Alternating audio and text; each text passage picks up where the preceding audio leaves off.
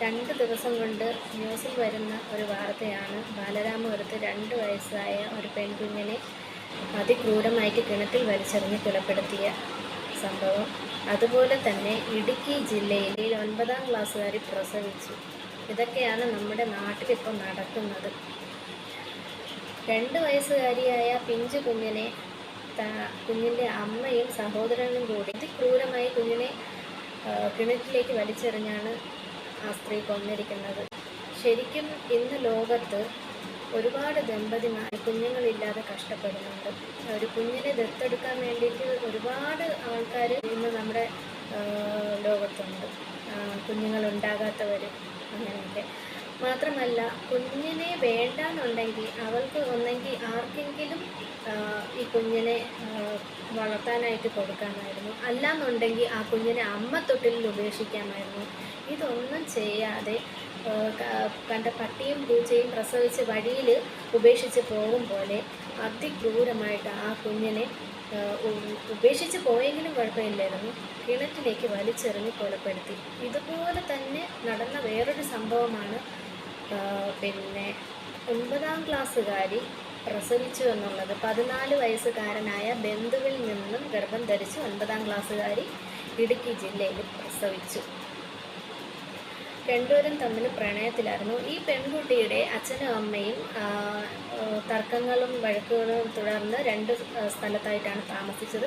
കുട്ടിയുടെ അച്ഛൻ്റെ കൂടെ തന്നെയാണ് നിന്നുകൊണ്ടിരുന്നത്. വെക്കേഷൻ കണക്കാക്കി കുഞ്ഞിൻ്റെ അമ്മയുടെ അടുത്ത് വന്ന് താമസിച്ചപ്പോൾ തൊട്ടടുത്ത വീട്ടിലാണ് ഈ ബന്ധുവായ ഈ 14കാരൻ താമസിക്കുന്നത്. ഇരുവരും തമ്മിൽ കണ്ട് പ്രണയത്തിലായി. അങ്ങനെയാണ് ഈ ഒരു സംഭവം ഉണ്ടായത്. എന്തൊക്കെയാണ് നാട്ടിൽ കേൾക്കാനുള്ളതല്ലേ. പണ്ടത്തെ ആൾക്കാർ ഈ പ്രായമായ കുട്ടികളെ ആൺകുട്ടികളുമായിട്ട് മിങ്കിൾ ചെയ്യാൻ സമ്മതിക്കില്ല. പക്ഷേ ഇന്നെന്ന് പറഞ്ഞ സമൂഹം ഒരുപാട് മാറിയിരിക്കുന്നു. എല്ലാവരും ഫ്രണ്ട്സാണ്, അങ്ങനെയാണ് ഇങ്ങനെയാണെന്നൊക്കെ പറഞ്ഞ് നമ്മൾ കുട്ടികളെ പിടിച്ചു നിർത്താറില്ല. മാത്രമല്ല, ഇന്ന് പല സ്കൂളുകളിലും ഞാൻ കണ്ടിട്ടുള്ളതിൽ വെച്ച് പല സ്കൂളുകളിലും ടീച്ചേഴ്സ് പെൺകുട്ടികൾക്ക് നിർദ്ദേശങ്ങൾ നൽകാറുണ്ട്. അതായത് ഗുഡ് ടച്ച് ബാഡ് ടച്ച് എന്നൊക്കെ പറഞ്ഞിട്ട് കുട്ടികളെ പഠിപ്പിക്കാറുണ്ട്. അപ്പോൾ ഇന്ന് എനിക്ക് തോന്നുന്നു ഒരു KG മുതൽ ഉള്ള കുട്ടികൾക്ക് ഗുഡ് ടച്ച് ബാഡ് ടച്ച് പഠിപ്പിച്ച് കൊടുക്കാറുണ്ട് സ്കൂളിൽ.